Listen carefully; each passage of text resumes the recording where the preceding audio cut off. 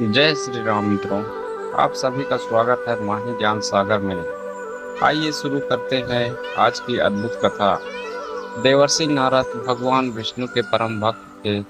वे हर समय नारायण नारायण का जाप करते रहते थे।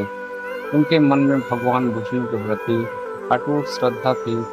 लेकिन एक समय ऐसा भी आया कि जब उन्होंने स्वयं भगवान विष्णु को श्राप दे दिया। आखिर ऐसा क्या हुआ कि भक्त ने अपने ही आराध्य को श्राप दे दिया। एक समय नारद जी हिमालय के एक शांत स्थान पर कठोर तपस्या करने लगे। उनकी तपस्या इतनी कठिन थी कि देवराज इंद्र घबरा गए। इंद्र को लगा कि कहीं नारद जी उनका स्वर्ग का सिंहासन ना मांग ले।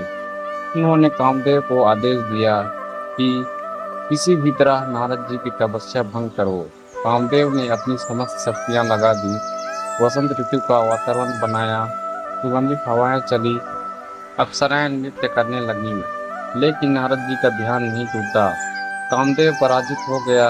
अहंकार का जन्म। तपस्या पूरी होने के बाद नारद जी के मन में एक सूक्ष्म अहंकार आ गया। उन्होंने सोचा, मैंने कामदेव को जीत लिया है। वे पहले भगवान शिव के पास गए। भगवान शिव ने मुस्कुराकर कहा, नारद, इस विजय का अभिमान मत करना। और विशेष रूप से भगवान विष्णु के सामने इसका बखान मत करना। लेकिन अहंकार विवेक को ढक देता है। नारद जी सीधे भगवान विष्णु के पास पहुंचे और अपनी विजय का वर्णन करने लगे। भगवान विष्णु सब समझ गए। उन्होंने सोचा कि अपने प्रिय भक्त का अहंकार दूर करना आवश्यक था। कुछ समय बाद भगवान विष्णु ने अपनी योग माया से एक अद्भुत नगर की रचना की। उस नगर में एक अत्यंत सुंदर राजकुमारी का स्वयंवर होने वाला था। नारद जी वहां पहुंचे। जैसे ही उन्होंने राजकुमारी को देखा, उनके मन में उससे विवाह करने की इच्छा उत्पन्न हो गई। वे भगवान विष्णु के पास पहुंचे और बोले, प्रभु, मुझे अपना सुंदर रूप दे दीजिए ताकि राजकुमारी मुझे ही वरमाला पहनाए। भगवान विष्णु मुस्कुराए और बोले, जो तुम्हारे हित में होगा वही होगा। नारद जी प्रसन्न होकर स्वयंवर में पहुंच गए। उन्हें विश्वास था कि वे सबसे सुंदर दिखाई दे रहे हैं। लेकिन भगवान विष्णु ने लीला करते हुए उनका मुख वानर जैसा बना दिया था। नारद जी को इसका पता नहीं था। स्वयंवर में अपमान। स्वयंवर में उपस्थित सभी राजा महाराजा नारद जी को देखकर हंसने लगे। दो शिवगण भी उनका उपहास करने लगे। राजकुमारी ने नारद जी की ओर देखा तक नहीं। इसी बीच भगवान विष्णु स्वयं एक सुंदर राजकुमार के रूप में वहां पहुंचे। राजकुमारी ने भगवान विष्णु के गले में वरमाला डाल दी। नारद जी स्तब्ध रह गए। जब उन्होंने जल में अपना चेहरा देखा तो वे क्रोध से भर उठे। उन्हें लगा कि भगवान विष्णु ने उनके साथ छल किया है। क्रोध में दिया गया श्राप। क्रोध में अंधे होकर नारद जी भगवान विष्णु के पास पहुंचे और बोले, प्रभु, आपने मेरे साथ छल किया है। आपने मुझे संसार के सामने अपमानित किया।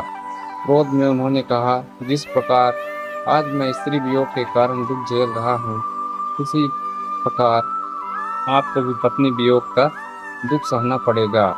और जिन वानरों का रूप देकर आपने मेरा उपहास कराया है, वही वानर एक दिन आपकी सहायता करेंगे। यह कहकर नारद जी ने भगवान विष्णु को श्राप दे दिया। भगवान विष्णु ने श्राप क्यों स्वीकार किया? भगवान विष्णु मुस्कुराते रहे। उन्होंने राजा नारद जी के श्राप का विरोध नहीं किया। कुछ ही क्षण बाद उनकी माया समाप्त हुई। नारद जी को अपनी भूल का एहसास हुआ। वे भगवान विष्णु के चरणों में गिर पड़े और क्षमा मांगने लगे। भगवान विष्णु ने प्रेम पूर्वक कहा, नारद, यह सब तुम्हारे कल्याण के लिए था। अहंकार सबसे बड़ा शत्रु है। समय बीता। भगवान विष्णु ने श्री राम के रूप में अवतार लिया। रावण ने माता सीता का हरण कर लिया। भगवान श्री राम को पत्नी वियोग का असहनीय दुख सहना पड़ा। सीता जी की खोज में उन्हें वानरों की सहायता मिली। हनुमान, सुग्रीव, जामवान और पूरी वानर सेना ने श्री राम का साथ दिया। इस प्रकार नारद जी का श्राप भी सत्य हुआ और भगवान की लीला भी पूर्ण हुई। इस कथा से हमें कई महत्वपूर्ण बातें सीखने को मिलती हैं। अहंकार सबसे बड़े ज्ञानी को भी भ्रमित कर सकता है।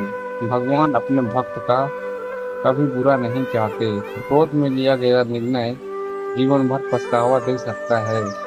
भगवान की प्रत्येक लीला के पीछे गहरा उद्देश्य छिपा होता है। सच्चा भक्त अंत में अपनी भूल स्वीकार कर लेता है। दोस्तों, यही कारण था कि देवर्षि नारद ने भगवान विष्णु को श्राप दिया था। लेकिन यह श्राप भी भगवान की दिव्य योजना की एक भाग बन गया, जिससे श्री राम अवतार की लीला और भी महान बन गई। अगर आपको यह रहस्यमयी कथा पसंद आई हो तो वीडियो को लाइक जरूर करें, अपने परिवार और दोस्तों के साथ शेयर करें और कमेंट में जय श्री हरि तथा नारायण नारायण अवश्य लिखें। ऐसी ही अद्भुत रहस्यमयी और ज्ञानवर्धक कथाओं के लिए माही ज्ञान सागर चैनल को सब्सक्राइब करना बिल्कुल ना भूलें। मिलते हैं अगली रोचक कथा में। कमेंट में जय श्री हरि जरूर लिखें। धन्यवाद।